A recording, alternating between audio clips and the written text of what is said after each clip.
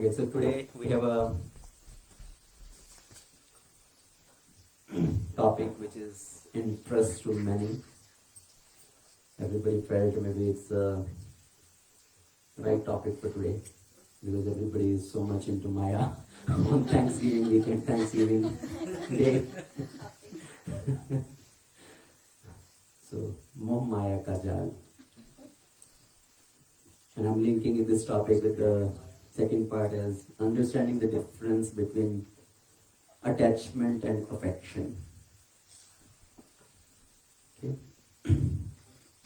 Om Ajnanatimirandhasya Jnananjanashalakaya Chakshurunmilitam Yena Tasmai Shri Gurave Namaha Mukam Karoti Vachalam Pangum Langayate Girim Yat Kripa Tamaham Vande Shri Guru Dinatarinim Paramananda Madhavam Shri Chaitanyeshwaram Namo Vishnupadaya Krishna Pristhaya Bhutale Srimate Bhaktivedanta Swami Namine Namaste Saraswati Devi Gauravani Pracharine Nirvishesha Shunyavadi Paschatya Deshatarine Namo Mahavidanyaya Krishna Prema Pradayate Krishnaya Krishna Chaitanya Namne Gaurakshay Namaha Panchatattvatmakam Krishnam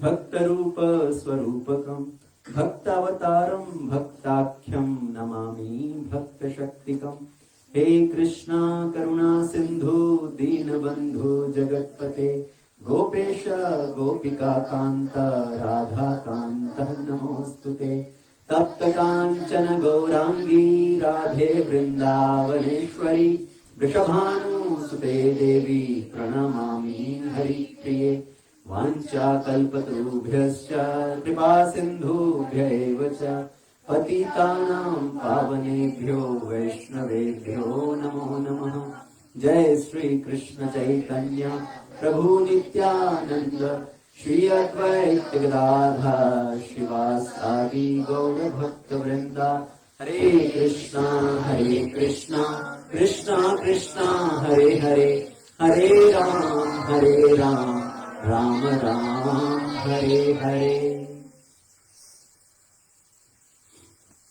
Okay. So, in Bhagavad-gita there is a one very famous verse. Krishna speak about Maya.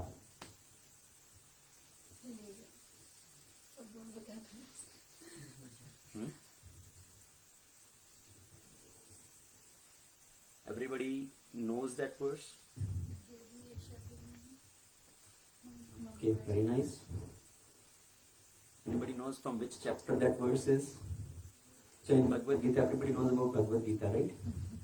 Bhagavad-gita, Krishna spoke Bhagavad-gita to Arjuna on the battlefield of Kurukshetra. And Krishna talked about many different topics in that to drive away the doubts of Arjuna. So Mataji mentioned that verse, Devi hi Esha Gurmai Moha Maya Virattaya. So that verse is from chapter 7 of Bhagavad-gita. Somehow there is disturbance. We can move it a little closer or...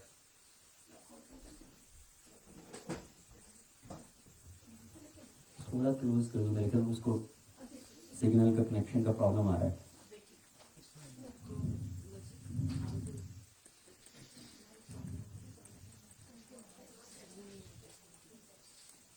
Breaking up the voice in between.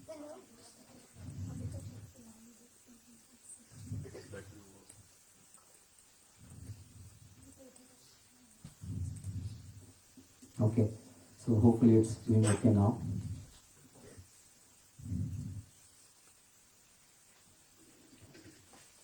So from chapter 7 of Bhagavad-gita, we'll start with that verse. Chapter 7, text number 14. Devai Esha Gulmai Mama Maya Dhurattaya Mam Evye Prapadyante Mayam Etam Karantite. So, very famous verse. We quote this verse a lot. I mean a lot.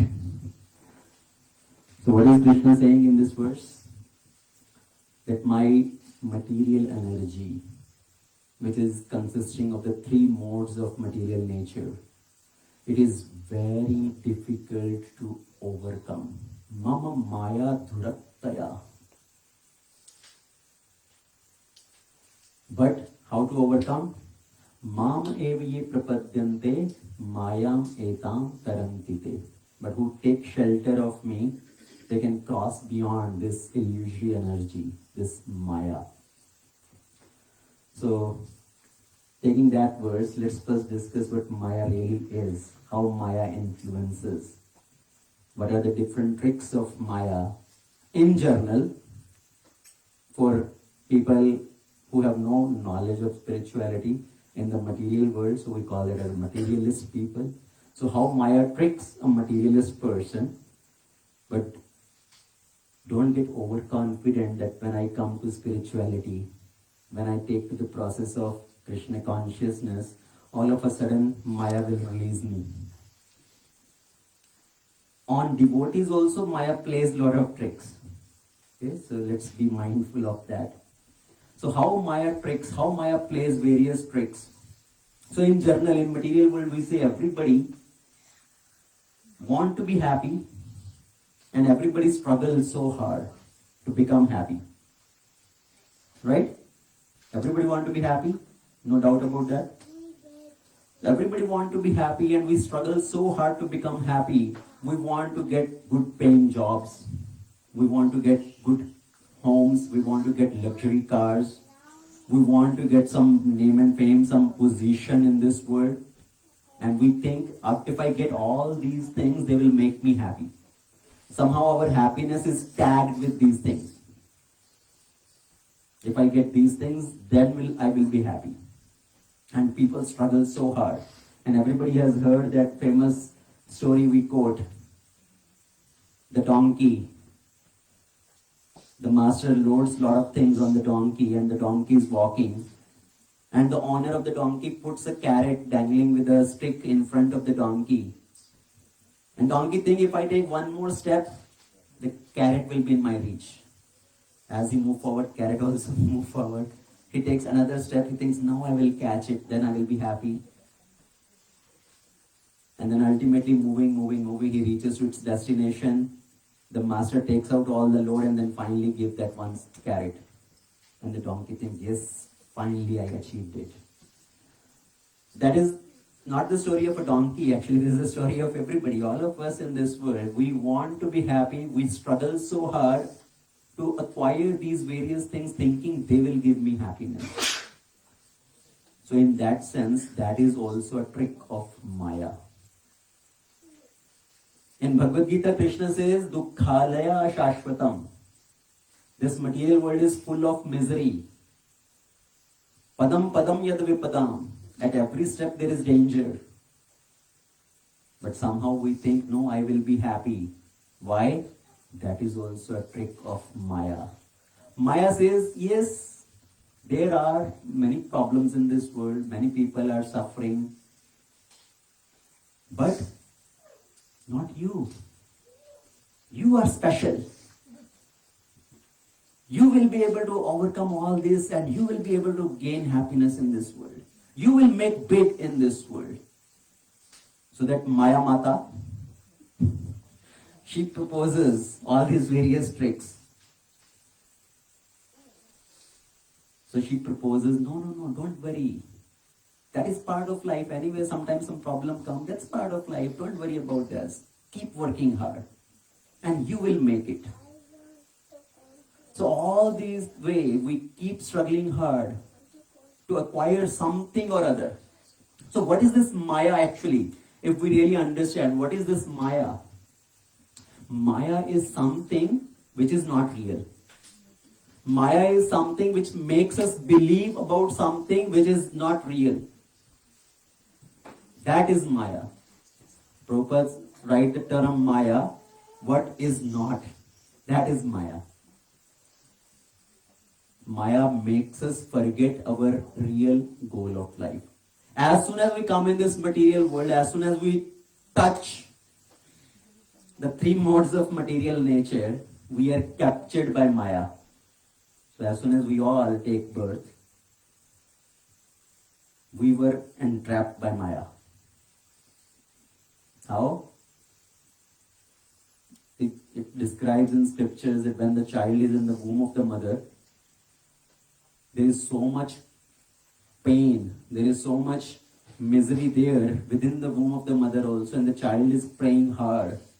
Oh my Lord, please, please release me from this trouble. As soon as I get out, I will become your devotee. But right now, please relieve me from this misery. But as soon as the child comes out, what happens? As soon as the child comes out of the womb of mother, people start patting. Oh, la la la la la la la. Oh, mera Shona baby. And the child thinks, oh, this world is so beautiful. There are so many people to take care of me, to provide me all my needs. And he forgets everything. He forgets all the miseries. And that's from where the entrapment of Maya starts. So as soon as we take birth, we are captured by Maya. So Maya is something which makes us forget the real goal of life. Once there were few children who were playing in the colony, in the neighborhood. Especially in India, kids play that gully cricket. How many of you have played gully cricket? Everybody? Even girls may have played, right? Not the ones who are born here in America, but if you're born in India, you spend little few years in India, childhood, you know how the kids are all around playing gully cricket. Gully cricket means you play cricket in the gully, in the street. So what happens when they play cricket in the street? They hit the ball and ball goes. Sometimes they breaks the glasses of the car, the lamp of the car, or break the glasses of the neighbor's windows or something. And the neighbors get really upset. So these bunch of children, they were playing gully cricket, and one neighbor was really frustrated.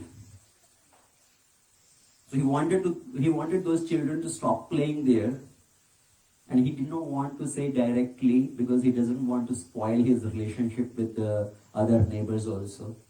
So he couldn't say directly. Then he came up with a trick. He came to those children, you guys play so nice cricket here. I'm very pleased with you.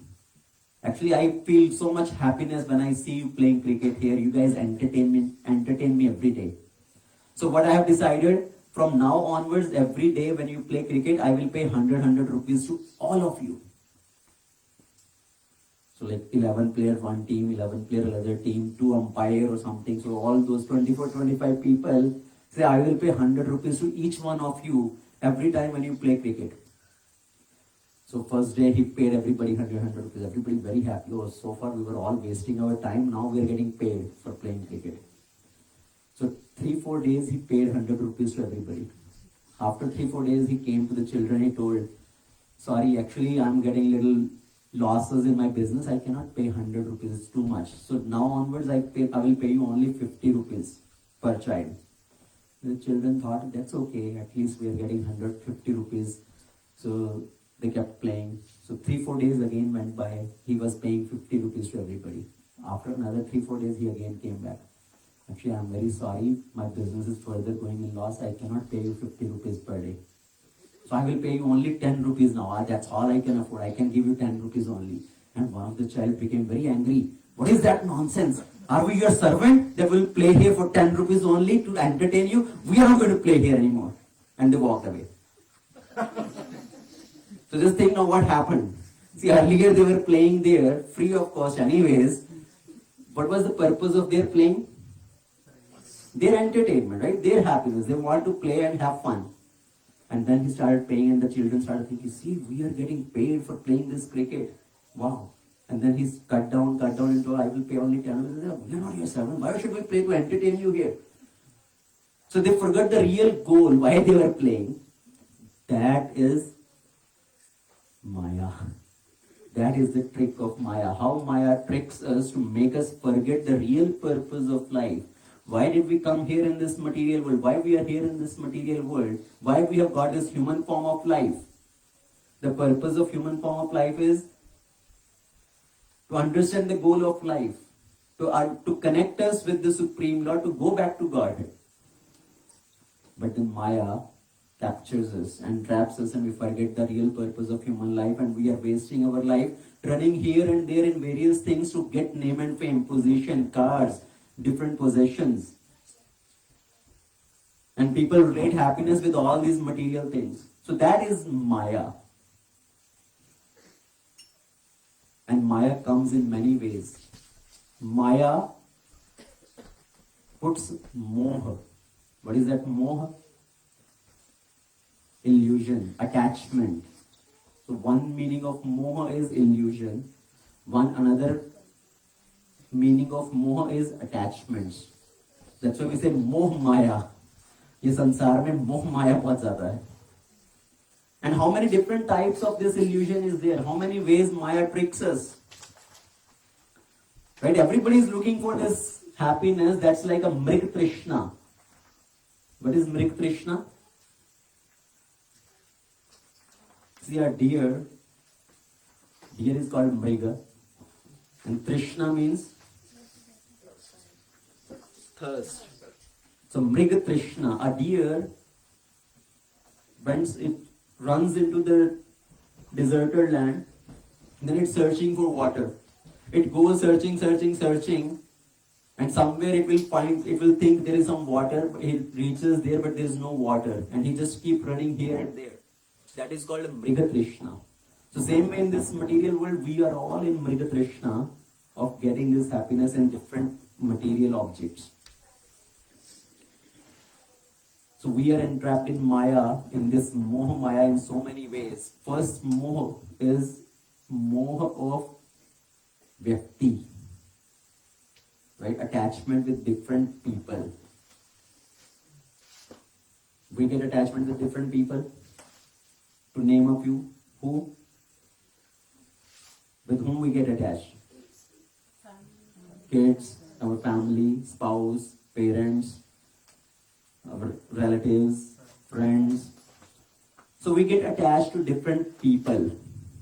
So that first is Vyakti. So we think, because Moha, another meaning of Moha is which is related to me and mine. Okay, that is called Moha or Maya. Me and mine. This is my body, and anything related to this is mine. Either a person or an object. So first attachment is with Vyakti. And when we come to spiritual life also, what happens is we sometimes start artificially cutting off from different people, from our family and friends. We start thinking, oh, now I'm practicing spiritual life. All these people, they don't want to listen to me. I am following the principles. They are not following. They are karmi. They are materialists. We start labeling them. They are karmis. They are materialist people. They don't want to follow all these rules and regulations. So better I will cut off, make distance from them. Actually, that is also Maya. So when we artificially start cutting off from these people, thinking, oh, they are karmis, we forget that because of them we came in this world, right? Because of these parents we came in this world. We may have affection toward other people, outside people, who are practicing Krishna consciousness with us. Even though they also may be very new, they may not be following all the standards, but we love them. We have so much affection for them. Oh, Prabhuji, Mataji, Hare Krishna. But then the same affection we are not able to show to our family members. We start cutting off from them. We don't want to spend time with them, or they are karmis, they are materialists. So now that's why we need to understand the difference between this attachment and affection. What is the difference in attachment and affection? Anybody? What is your understanding? See, you want to love your family, right? But at the same time, we don't want to get attached to anything. So what is the difference in expressing that love without getting attached, or what is the difference between attachment and affection? Affection is, let me take an attempt. Mm-hmm. Affection is actually kind of a feel, Okay. For a person or an animal or any of the being, Hmm. showing a feeling of concern Hmm. for well-being.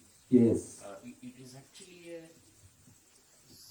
because these words are closely we use affection and attachment as a very general, interchangeably the same. Yes. But actually the affection which comes, which is kind of a giving, Hmm. which is a pretty natural.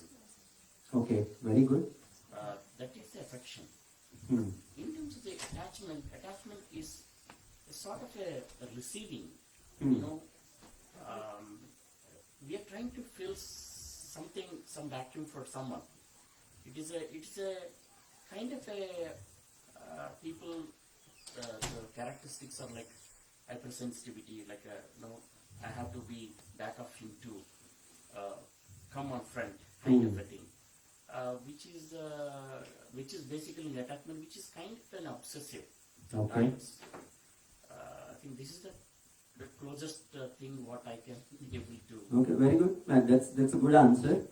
So Dora Prabhu said affection means which comes something naturally. You have a feeling of somebody's well-being, as a feeling of concern for somebody. So yes, that is affection. Now, just tell me one thing. How many of you feel affection towards your children, or you feel attachment towards your children? Attachment? Affection for others, attachment for children. We expect the attachment is we expect something. Affection we don't expect. Okay. That's another angle. So Puja Mata is saying affection is you don't expect anything from others. In attachment you have expectation also. Okay. Alright, now let's look at this definition of attachment versus affection. What does it really mean? See, attachment, now there are two different things here. Okay, pay attention. There are two different things, affection and attachment. It depends on the content and intent. Okay, content and intent. So mainly, what is this intent? In attachment, intent is you want to make the other person happy no matter what. You work for their happiness. Even that person may be very a brat. Okay? He may be insisting of something which is not good for him or her, but you love him so much, you are attached to that person means you want to make him happy. So attachment, in the attachment, intention is to make the other person happy. Whereas in affection, the intent is you think about the well-being of that person, the welfare of that person, in the long run, what is good for that person. That is affection. Now I will give one example.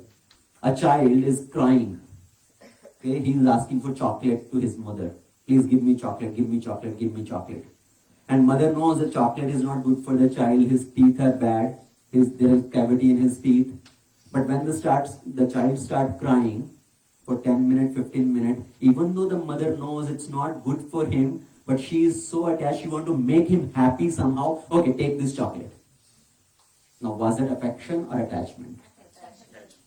So now you understand the difference between affection and attachment. Attachment is where the intent is to make the other person happy. You may forget in that if is it really good for him or not. Affection is where you are mainly concerned about that person's well-being, his welfare. Is this thing really good for him or her or not? Maybe attachment is kind of instant stuff, instant happiness. Yes, instant gratification. Right? So we don't want to displease that person. I will give you now few examples from scriptures. Let's understand it with few examples from scriptures. Now, Dhritarashtra towards Duryodhana, was it attachment or affection? So Dhritarashtra will do anything for Duryodhana, even if he is asking something wrong, even he is insisting something wrong, Dhritarashtra will do anything to fulfill that, to please him, because he could not resist, he could not deny anything to Duryodhana. Dhritarashtra knew whatever Duryodhana is saying is wrong. but still he will oblige.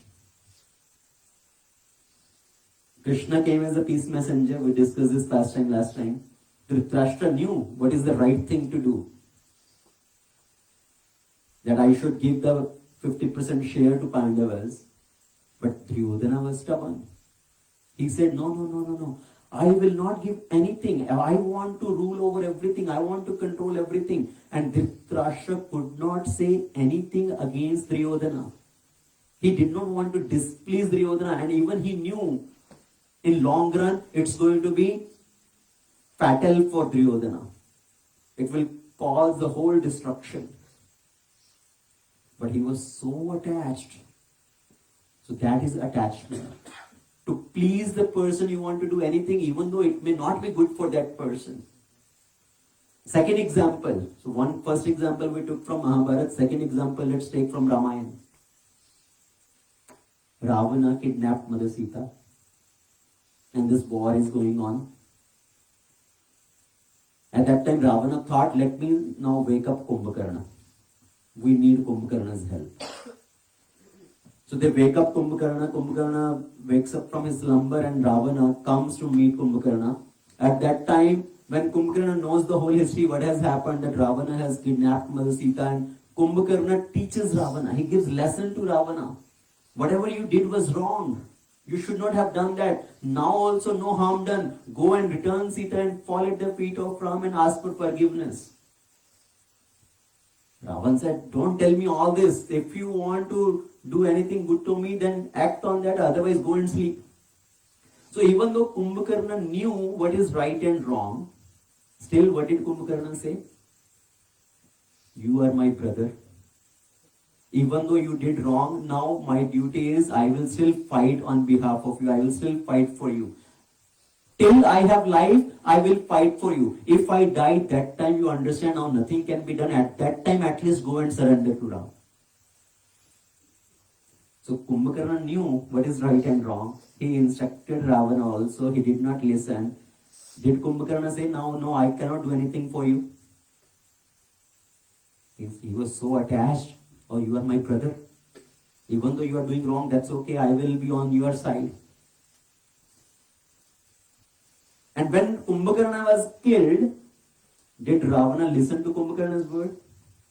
Did he went to Ram and surrender? No. Because he was attached with his idea, his thought process. No. What can Ram do to me?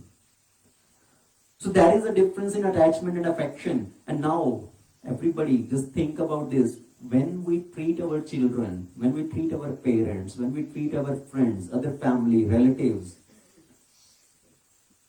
what is our intent behind that? Are we trying to make them happy in every situation, or are we thinking about their welfare in long run? So sometimes affection means sometimes you have to say no to them also. Oh, this is not good for him. He should not be working on iPad for 3 hours, 4 hours. He should not be playing these video games. He should not be getting this new iPhone and the new this thing or that thing. These are not good for him. He doesn't need these things. Affection doesn't mean just give them everything, whatever they want. Affection means thinking about their welfare. Children may not understand that. Even our parents sometimes may not understand that. Right? When you deal with your parents, they have some expectation from you. They say, oh, he should do whatever I say, because they also may not understand. But sometimes, Prabhuji, to avoid conflict or arguments or controversy, Yes. sometimes Okay. we think that still we have to. Yes, so I will come to that point. So as a practicing devotee, now sometime we have to draw a line in between. You don't want to drive away that person completely. Sometime we have to draw a balance. It's not that you say, okay, you are not listening to whatever I say, I'm not going to spend any time with you. So sometime you have to spend time with them to slowly make them understand, to slowly give them Krishna consciousness. Sometimes, yes, you may have to give them something what they want, but parallelly giving a dose of Krishna consciousness also. So it doesn't mean, so that's why the point I was coming. When we come to Krishna consciousness, sometimes we start distancing from our own family and relative, thinking, oh, they are karmi, they are materialist, I don't want to spend time with them. So that is also wrong. We need to be affectionate towards them. Sometimes, yes, we may have to spend time. Sometimes maybe you have to play with them. Sometimes you maybe have to sit with them and watch 10-minute TV also. Sometimes maybe you have to go to shopping also with them, to take them to the mall or something. Yes, you may have to do all these things also, but as a boundary, with a limit. It's not that, okay, whatever you say I will do. You want me to drink tea and coffee? Okay, I will drink tea and coffee for your pleasure. No matter, no problem. So, see, if we are not breaking our principles at least, but then still try to please them also, then it is okay. But we don't want to compromise our principles to make somebody else happy. So you go to India, you visit your family, visit your relatives. अरे एक दिन चाय P लोगे तो क्या हो जाएगा? आज एक दिन एकादशी का व्रत नहीं करोगे तो क्या हो जाएगा?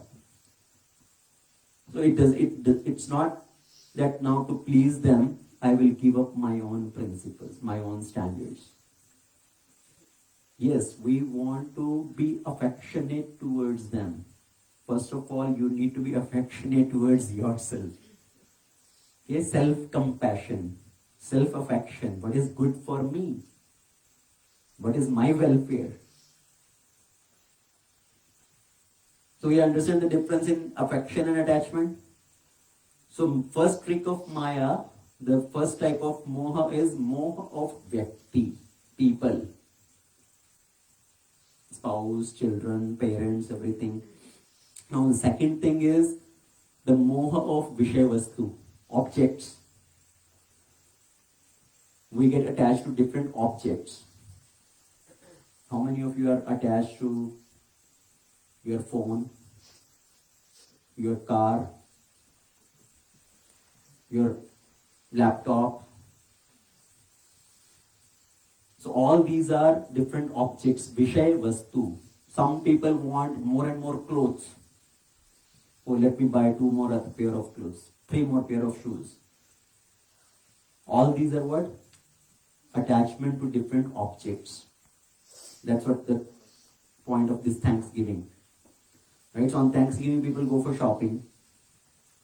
Do they have a fixed mind, fixed things in mind? Oh, this is my need and I'm going to the market with a list of things. This is the only thing I am going to buy. I need to get object A, object B, object C, and I'm going to get only these things. What do people do?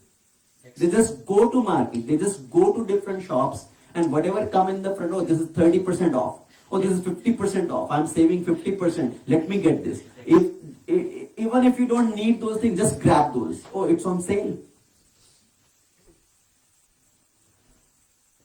So that is moha of vishaya vastu. Oh, it looks very attractive. Let me just buy this. In case I need this. Right now it's on sale, it's cheap.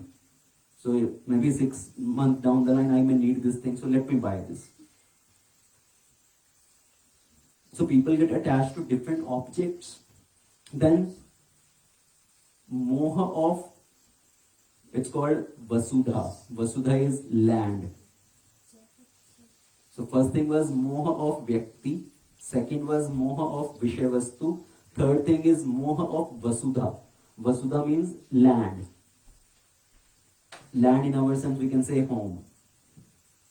Earlier people used to have land. Right? 10-acre land, 50-acre land, 100-acre land. Now who has land? All we have is this 0.25 acre of in which your house is built.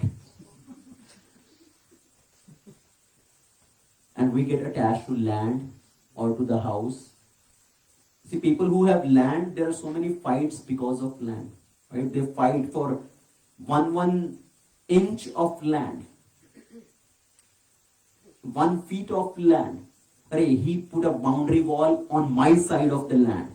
उसने मेरे 1 inch की land मेरी तरफ का ले लिया. And there are fights for that. Within the family, people fight for these things, for the property. And then we get attached to our homes. People are so much attached to the home, they think if I go today out of town, what will happen to home? Who will take care of home? Anybody like this? Or at least have you seen somebody? Have you heard of somebody that think so much about the home? अरे मैं 2 दिन घर छोड़ के जाऊंगा, पीछे से घर का क्या होगा? So they don't want to go anywhere. उनको बोलो चलो 2 दिन वृंदावन चलें, अरे पीछे से घर का क्या होगा? घर का कौन देखेगा? कोई आगे सब कुछ लूट के ले जाएगा. What is that? Moha of home, land, vasudha. These are also attachments, and these attachments keep us away from Krishna. We are not able to step out of our home, not able to go to tirth place, holy places, to go to yatra, just thinking, अरे घर में ही सब कुछ है, घर पे बैठे गोपाल मिल जाएंगे, बाहर जाके क्या करना है?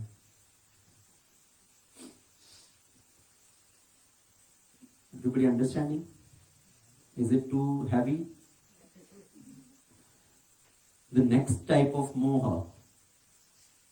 Now we are getting more subtler. Earlier it was very gross, right? Everybody can relate with that, okay?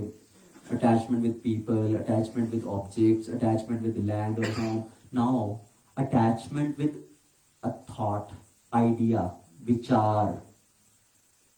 We get attached to with particular thought process, particular idea. Oh, I have this thought process, I have this idea, my idea is best. Isn't it? Right or wrong?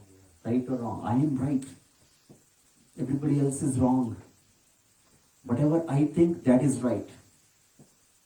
Everybody else is idiot. My way or highway.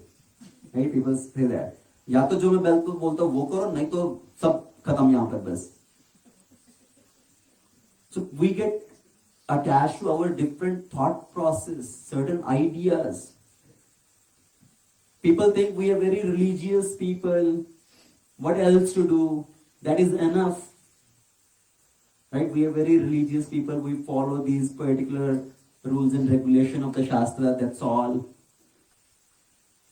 Once a person was driving on the highway. Okay? He was driving on the regular speed limit. 60 mile per hour, 70 mile per hour, whatever the posted speed limit is. And somehow the cop got little doubt and he stopped that person.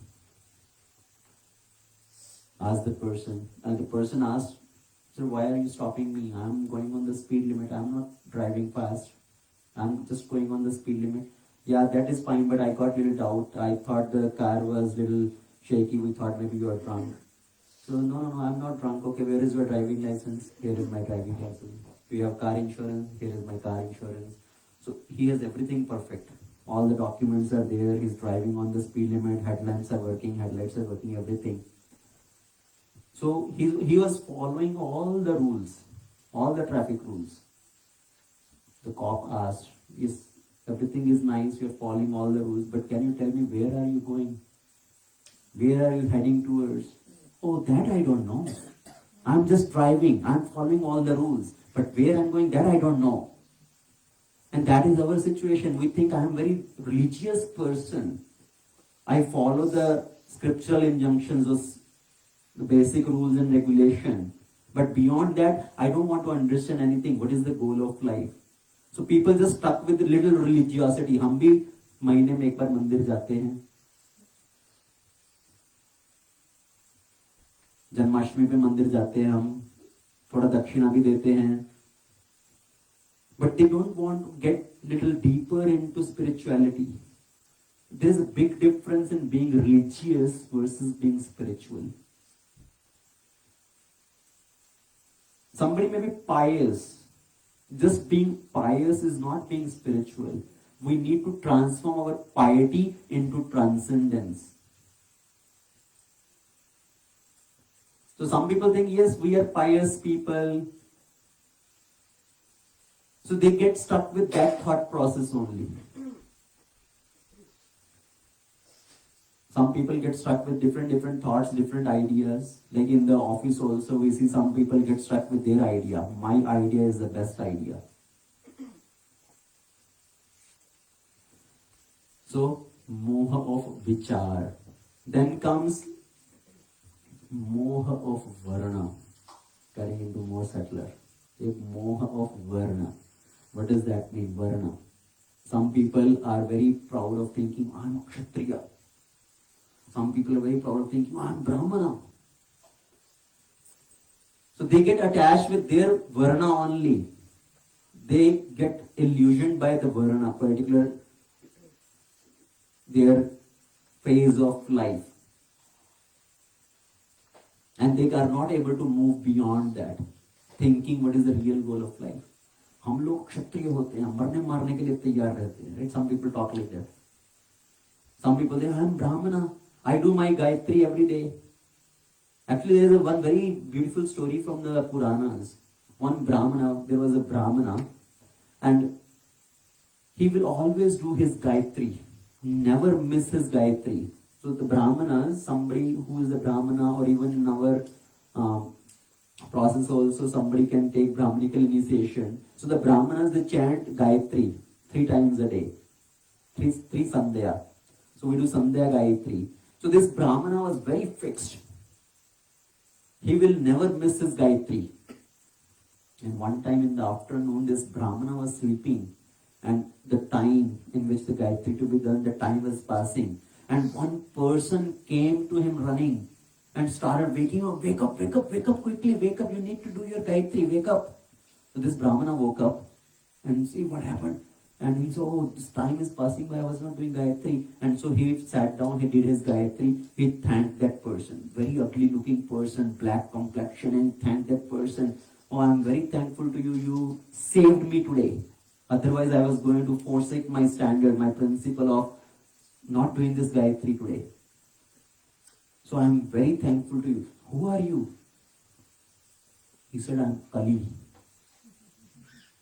This person was even more surprised.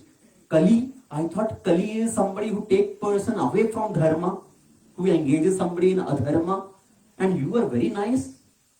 You woke me up and helped me to fulfill my principle, my standard. You helped me doing my Gayatri. He said, actually, because you think you never miss your Gayatri, you have become very proud. And if you have missed your Gayatri, what will happen? Then you will have lamentation in your heart. And then you will take shelter. Where will you take shelter? You will take shelter of studying the Shastra. You will take shelter of the great sages, the devotees. You will take shelter of maybe chanting the name of the Lord. So I thought, let me keep him satisfied in his doing Gayatri and not take deeper shelter of dharma. That was also a trick of Kali, that to satisfy this person, whatever is his moha, just keep him satisfied in that thing only. So the moha of varna, sometimes that binds us so much that we are not able to move forward. We think this is the highest thing, highest standard. So moha of varna. So what all different categories we have discussed so far? Moha of vyakti, people. Moha of objects, Vishya Vastu. Moha of Vasudha, land. Moha of Vichar, and Moha of Varna. So 5 things we discussed, right? Then another one is Moha of Vitta, money. That's the biggest one, right, for many people? Moha of Vitta, money. People are attached to money, my bank balance. I have this much money, I am millionaire, I am billionaire, I am trillionaire. I am the richest person of this country, I am the richest person of this world. People feel happy by taking that sort of designations, right? That sort of positions.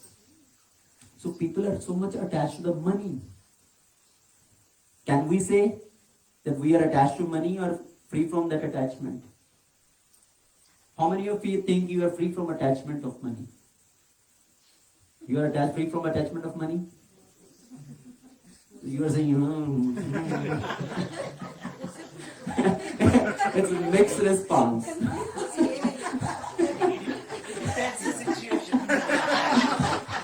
Depends on situation. Depends on situation. I think he can Whoever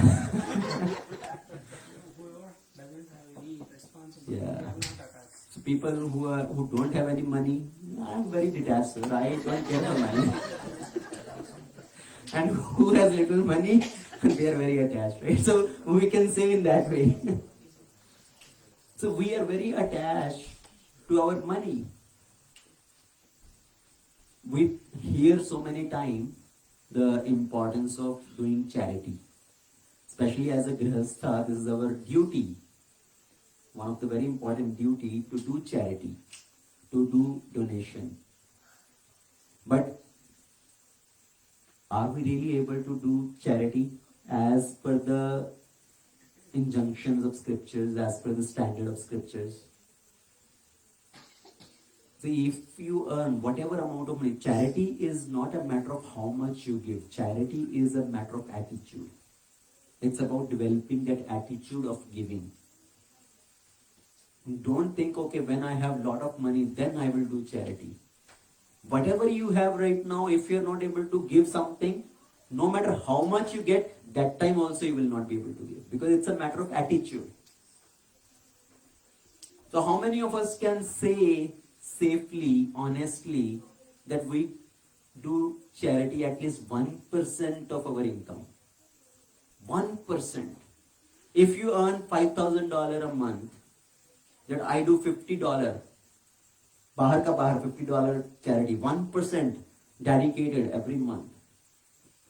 If you earn $10,000, I do $100 charity every month. At least 1%.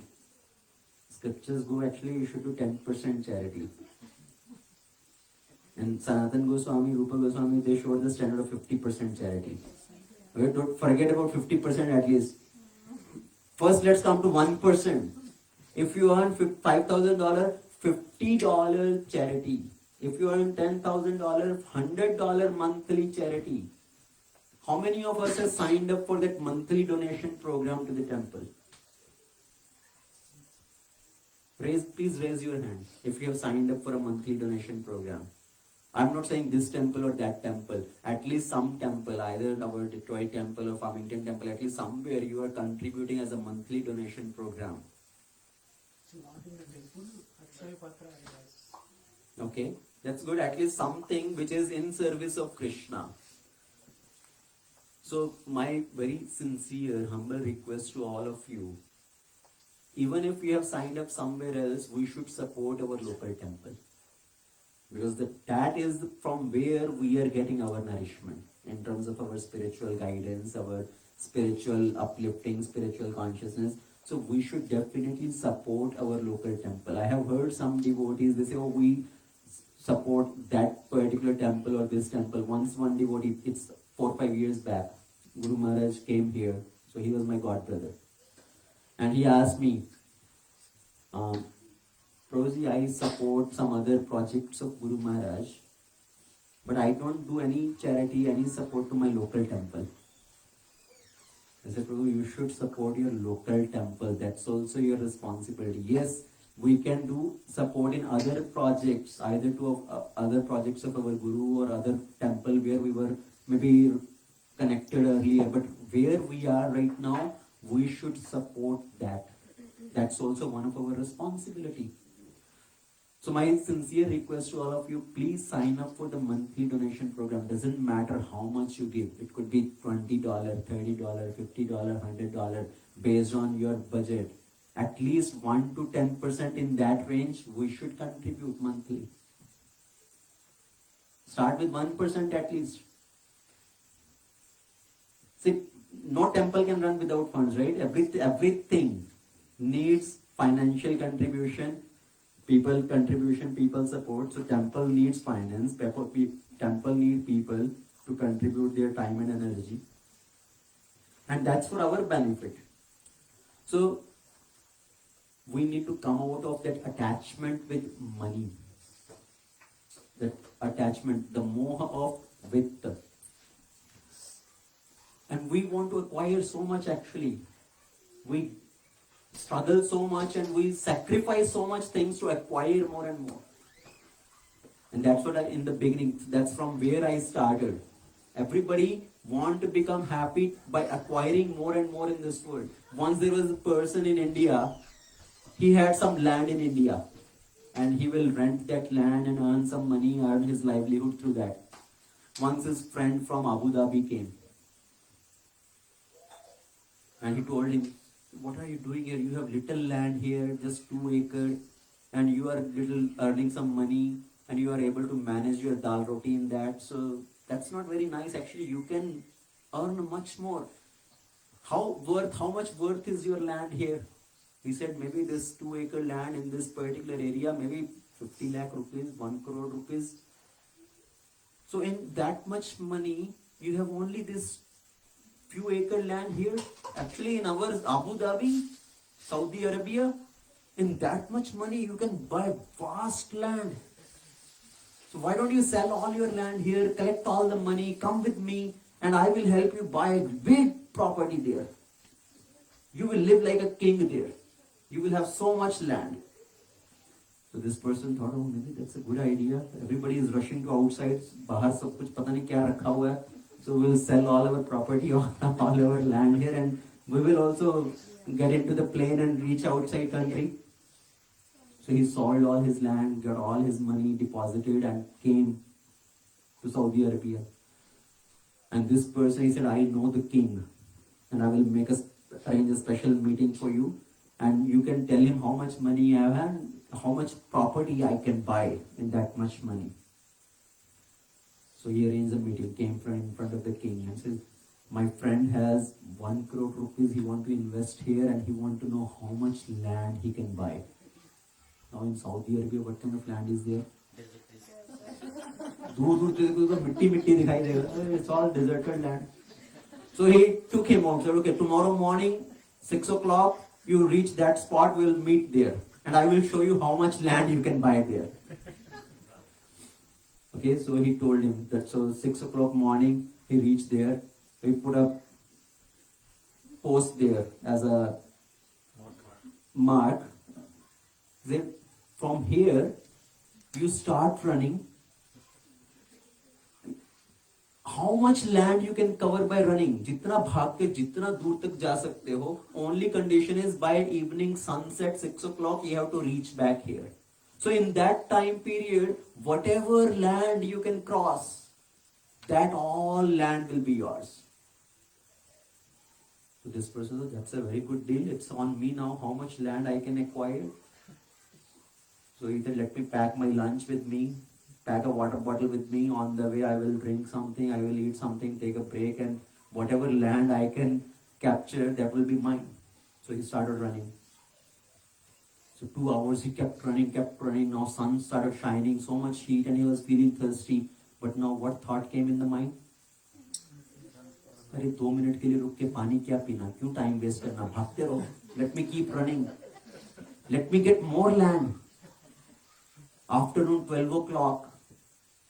Okay, let me stop and eat lunch. Oh, who will waste 15-minute time in eating? Why? Let me run more and acquire a little more land. So now it became 1 o'clock. He thought, let me keep running, but then he has to go back, right, by 6 o'clock to get the whole land. And he was thinking, while returning, maybe I will run a little faster. So let me, another 15 minutes, run more forward first to get more land. So finally, 1 o'clock, 1:30, he thought, now let me start running back. So he's running and running, never stopping for eating anything, to drink anything. He's so thirsty, his mouth is drying up. And 6 o'clock, when the sunset is going to happen, he was about to reach that pole, that post mark. And his friend was able to see from far away, oh, my friend is returning. He's waving, "Hey, come on, you get so much land." And as he's coming closer, before he was about to reach that post, he collapsed and died there. So now what happened? Because he was so attached to this land, to this money, that I want to acquire more and more. Ultimately, in that Mriga Trishna, we talked about this Mriga Trishna, right? So in that Mriga Trishna of acquiring more property, more land, more money, he ultimately gave up his life. In our life also the same thing happening. We work so hard, struggle so hard, we even don't take care of our own health also many times. Right? People work 10 hours, 12 hours, let me continue working on this project or that project, my deadlines, and we don't take care of our own health. I want to get that next promotion, I want to get this next thing. And in that rat race, we give up our life. And we forget the real goal of life, that's Maya. Which makes us forget the real purpose, the real goal of life. So we talked about various type of this illusions, this moha. Now, what is the another biggest thing here to understand? When we come to the spiritual life, when we start practicing Krishna consciousness, are we free from the attacks of Maya?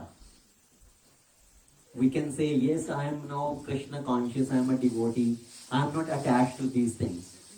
I am not attached to property, home, money, objects and all that. I have control on all these things. I don't have all these wrong desires. But still, Maya plays many tricks on us to make us fall from that practice of Krishna consciousness, from those standards of Krishna consciousness. So how Maya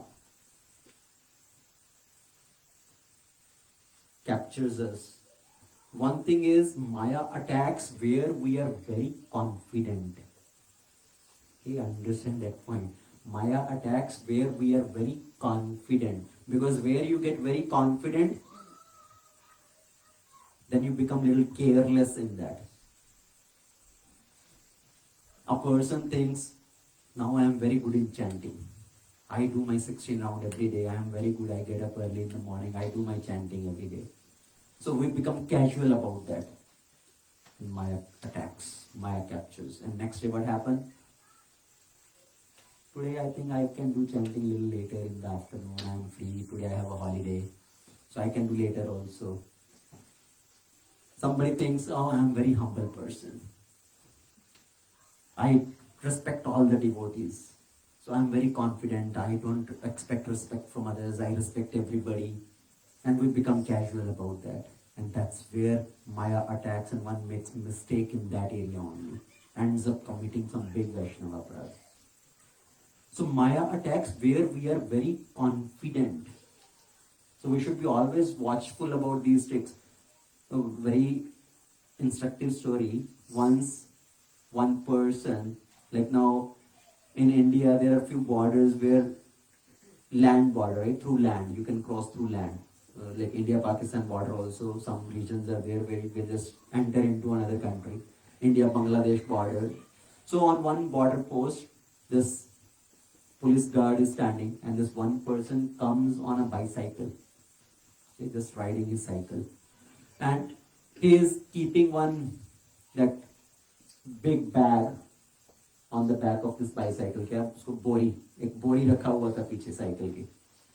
So this police guard stopped him, asked him, what are you carrying? Show me what is there in this body. इस bag के अंदर क्या है? मैं बोला sir कुछ नहीं है, सिर्फ मिट्टी है, just थोड़ा रेत है इसके अंदर. No, you have to show me what is inside this. So okay, so you have to dump everything out. So he dumped out, this is all sand. So okay, that's fine. Now you can collect it and go. So this person went. Next day again came, again riding on the bicycle and having that big bag, bori bhar ke rakha hua. What is there in this bag? No sir, nothing, it's just sand. No, still you have to show me. So again he dumped out everything. All sand was there. Okay, pack everything and you can proceed, go. So every day he's coming on the bicycle and every day he's having that bori, only sand.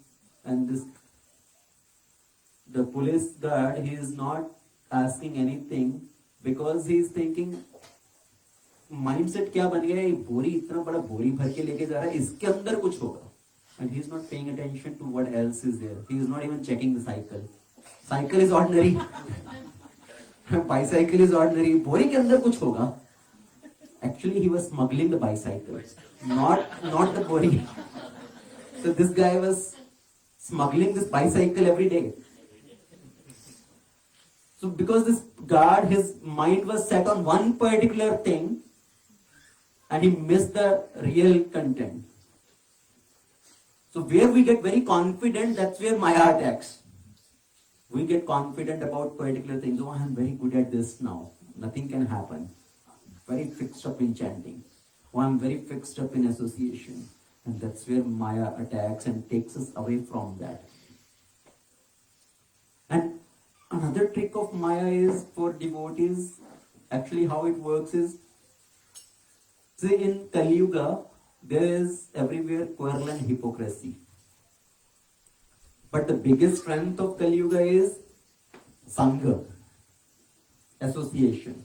If we stay in the association, that is the biggest strength in Kali Yuga. So in Kali Yuga, it's very popular of having different Sanghas.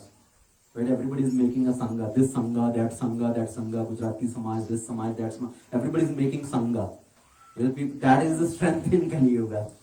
But how does Maya trick? Maya want to take us away from the association. Maya want to separate us. Because when we get separated, when we are alone, then we are weak. Like in the childhood, we used to hear that story. Right? A father called all his children when he was on his deathbed and gave one stick to everybody. Break these sticks. Everybody easily broke the stick. Then he piled up all the sticks and gave to everybody. Now break it. And nobody was able to break. And he gave that message. Yeah, all of you stay together. Then nobody can divide you. Nobody can harm you or take a kind of advantage of you. So if we stay together, then we are safe. But then Maya plays that trick to separate us.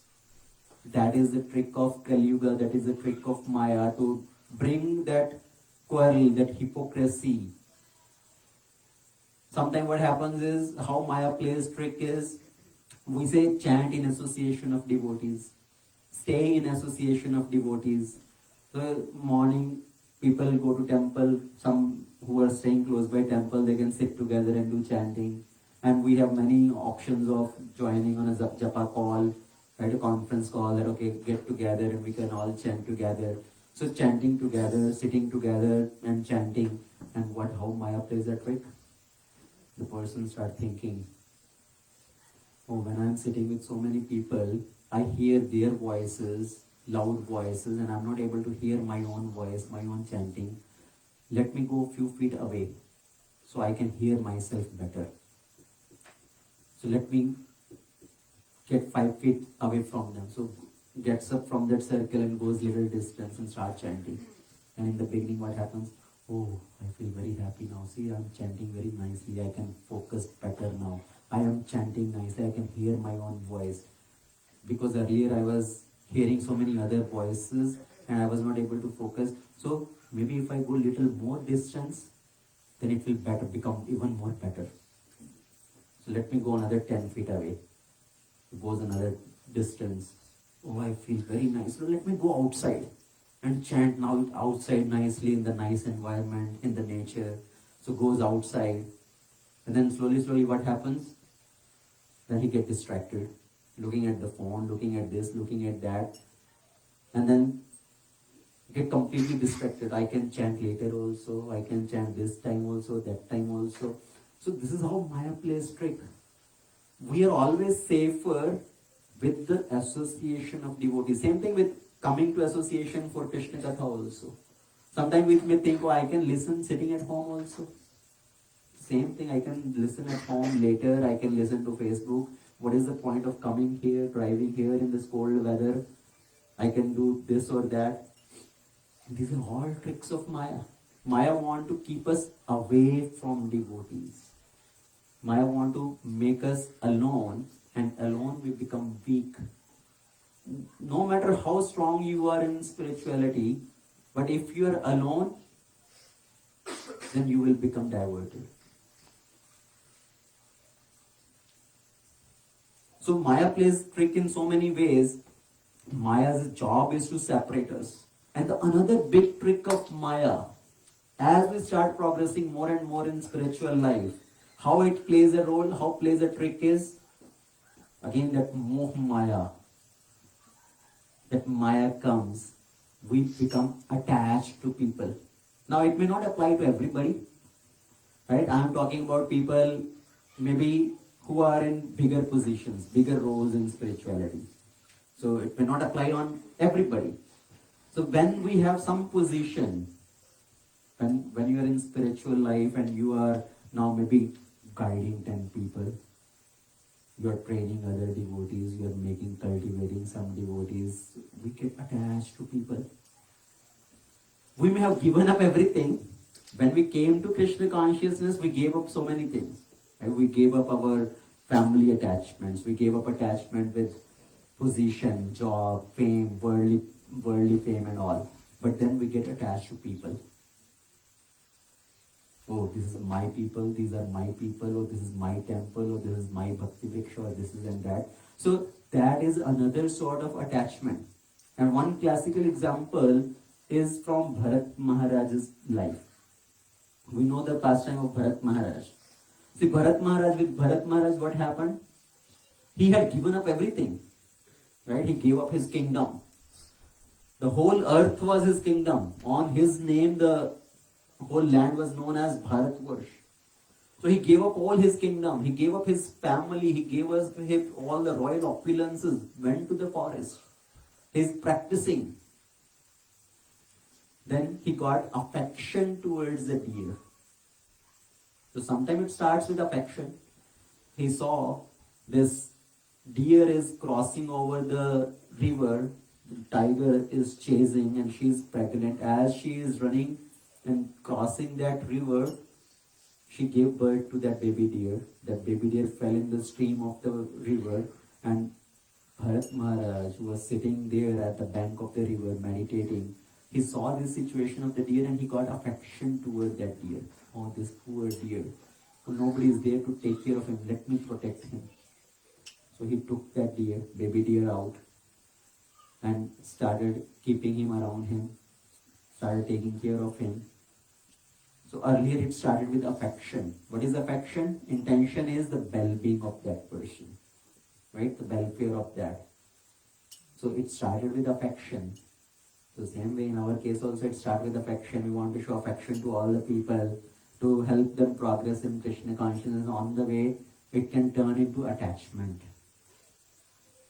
So this Bharat Maharaj, the affection transformed into attachment.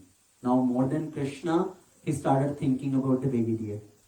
Oh, where is that baby deer? I hope he is okay. Did he eat? Did he drink? Is he safe from the lions? Is he safe from this? Where did he go? And he was always thinking. So he got attached with that. And in that situation, he gave up his life. The last minute of his life came and he was thinking about the deer. What did he have to become in his next life?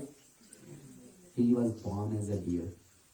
Yam yam vapi smaran bhavam tyajate ante kalevaram tam tam eveti kaunteya sadatad bhava bhavita. Whatever state of being you remember at the time of it, that you will acquire. So Bharat Maharaj, he got attached to the deer even though he has left everything. Right? He gave up all the attachment. Again, then he became attached to something. So in our situation also that can happen.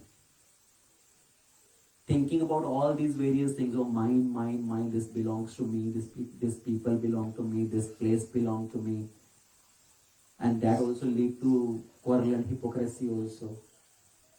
So we need to be very careful about how Maya plays these various tricks and how we can cross the examination of these tricks and be careful towards the real goal. So now in our case, if I start thinking, oh, these are my people, I am cultivating them. Actually, I don't want to take any of that position, any of that role, that I am the mentor of these many people, I am cultivating these many people. Our goal should be very clear. Our goal is to give Krishna consciousness, give the understanding based on scripture, to give them inspiration, whoever is willing to take that inspiration. So everybody is welcome. But apart from that, staying away from that mentality of taking these positions. Because Chaitanya Mahaprabhu, what does he say in Siksha Ashtakam? Very clear statement, right? Shikshashtakam verse number 3 and 4, very, very important. Especially the verse number 4, what is it? Na dhanam na janam na sundarim kavitam va jagadish kamaya mam janmani janmani ishware bhavatad bhakti rahetuki tvai. I don't want na dhanam. I don't want material possession, wealth. Na janam. I don't want birth in higher family, rich aristocratic family. Na dhanam na janam na sundarim. I don't want association of beautiful women. Kavitam va. I don't want followers, name and fame. One may give up home, one may give up family, one may give up association of women and all that, but ultimately what happens? The last snare of Maya, followers. These are my followers. These are my people. So all these are tricks of Maya in one sense. And because of that, there is so much of what we say as insecurity, the feeling of insecurity. What if somebody becomes better than me? What if somebody likes the other person better? My position will be in a risk. So all that is in one sense is insecurity. So not taking that position, and then in finally where to guard this or where to kind of stop this thing. As soon as we get that little feeling of that, it's better to stop that immediately. Scriptures give various examples. For example, if there is a crack in the dam, and if we don't fix that dam, when the crack came, what will happen? So then the whole dam can collapse, and then it will give a big destruction. The water can flood so many villages and towns. So as soon as that crack is observed in that dam, it's better to fix that immediately. If you see a little spark there in the house, if your little curtain catches on fire, will you wait to put off that fire? Oh, it's only little fire, that's okay. Because then that fire can spread and it can consume the whole house. So as soon as there is a little fire, little spark is there, better to put off that fire immediately. So same way, we need to identify these various traps of Maya and try to curb them immediately. And how can we curb these? More we stay conscious about Krishna, more we stay focused on the ultimate goal, taking shelter of Krishna, then we can be protected from these different tricks of Maya. Once one devotee asked Prabhupada, how are you so confident that you cannot be attacked by Maya? Prabhupada says, I can also be attacked by Maya. My only shelter, my only strength is I am constantly praying to Krishna. Krishna, please protect me against the tricks of Maya. So we need to always be prayerful to the Lord. Please help me, please save me from these tricks of Maya. We can never become so confident, so assured that now I am safe. Now Maya cannot do any harm to me. No matter how advanced we are, Maya is looking for that one weak spot. So Krishna says, so first verse, the beginning verse we did, chapter 7, text 14. Devihi yesha gunmai mama maya dhurattaya mayam etam. So Devihi yesha gunmai mam maya dhurattaya mayam etam tarantite. Ending with that. One who takes shelter of me, he can cross beyond. And how to take shelter of that? So chapter 9, text 13, where Krishna refers to another type of Devi Prakriti. One was external energy, illusory energy, Maya. Another one is internal potency of Krishna. Mahatma namstu mam partha devim prakritim ashrita bhajante ananya manaso gyatva bhutadim abhyayam. So 7:14 and 9:13. So here Krishna says Mahatma namstu mam partha, the great souls who have taken shelter of my Devi Prakriti, my internal potency, Srimati Radharani, and who are constantly engaged in my bhajan. Bhajante ananya manaso. Ananya manaso. What is the meaning of ananya? Na anya. Okay? Taking complete surrender of only Krishna. Na anya. Bhajante ananya manaso. Gyatva bhutadim avyayam. So they can cross beyond this illusory energy of Maya. So what is the result? How to get rid of this moh? When we constantly hear. When we continuously hear, regularly hear, then we can come out of this influence of Maya. And the result of hearing is, what is the result we acquire? Arjuna heard the whole Bhagavad-gita. What was the Falashruti? What was the result Arjuna acquired after hearing Bhagavad-gita? Surrender. No, what does he say? Nashta moha smritir labdhava. Now my illusion has been removed. Nashta moha. My intelligence has been situated in its proper position. So Nashta moha smritir labdhava. Because Arjuna heard with rapt attention, then illusion was gone. So for us also to always be protected from these tricks of Maya, that's why we need to hear regularly. We need to engage in bhajana kriya regularly. And then this moha will be destroyed. The tricks of Maya can be destroyed. We can be safeguarded. And somebody said this Maya is like a nrityaki who makes others also dance. Maya एक नृत्यकी है जो सबको नृत्य कराती है, हमें सबको नाच नचाती है. हम लोग माया के जाल में माया की ट्यून्स पे नाच रहे हैं. All of us are dancing on the tunes of Maya. And if we have to stop dancing on the tunes of Maya, what we have to do? नृत्यकी. नृत्यकी का उल्टा क्या है? हिंदी वर्ड नृत्यकी, कीर्तन.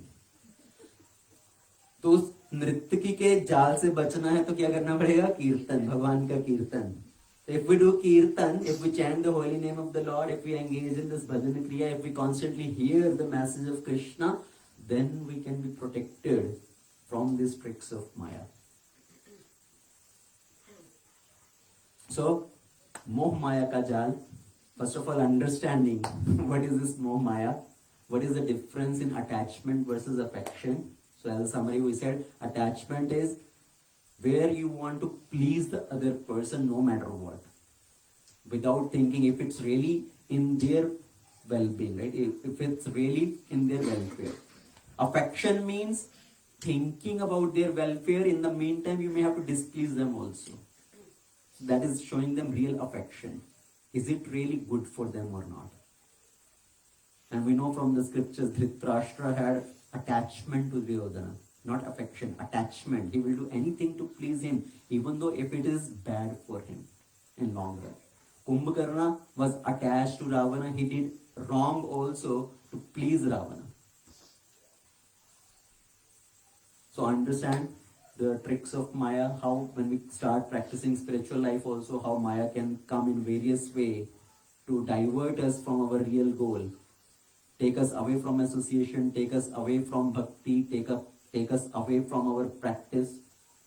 So always praying to Krishna, please save me, please hold me tightly at your lotus feet, please do not let me get diverted from this process of bhakti. So thank you very much. Srimad Bhagavad-gita ki jai, Srila Prabhupada ki jai, Ananta Koti Vaishnava Vrinda ki jai. Okay, anybody has any question? Quick question, 2-3 minutes if anybody has. I know it's getting late and some devotees need to drive long. Sometimes probably the attachment is due to the responsibility too, right? Sometimes attachment is due to responsibility. I mean, that is also attachment to position. Because with position comes responsibility and we become attached to that position. To the family member, to the kids, See, to the spouse, anything. That is good point. So it's first of all understanding, is that attachment or I need to maintain that affection. So scripture says, Guru na sasyat, Pita na sasyat. One should not become a guru, a father, a mother, unless one is able to deliver his dependents. So no matter what position, what role we have, understanding what is my real responsibility. My real responsibility is to help them move towards Krishna. So in that point of view, if we serve other family members, then it's real affection.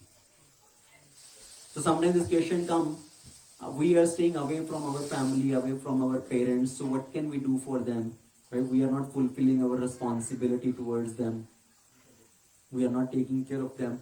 Actually, the best thing we can do for our parents is if we ourselves become a good devotee. If we ourselves become a good devotee, that is the best thing we can do to the parents. No matter, even if you are not able to physically serve them, financially support them, even if you are not able to do those things also, but you yourself become a good devotee, that is the best service to your parents.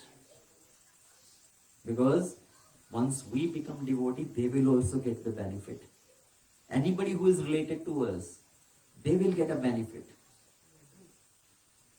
Prahlad Maharaj, he became a devotee, and Lord said, you don't have to ask for the deliverance of your father is already delivered. Even though he himself did not do any bhajan, any bhakti, but because you become a devotee, your father is delivered. Not to, but to speak of your father alone, your 21 generations are delivered. So I heard this question very often, that people get discouraged or demoralized that, oh, we are staying away, far away from our families, we are not able to do anything for them. That is more of the reason that you become a sincere devotee.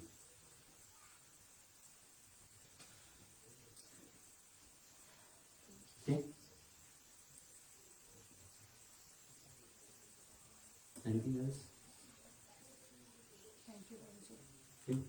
Thank you, Mataji. Hopefully it was meaningful to everybody in some way. It is meaningful to myself because it brings a lot of clarity of thought process. Okay, Srila Prabhupada ki jai.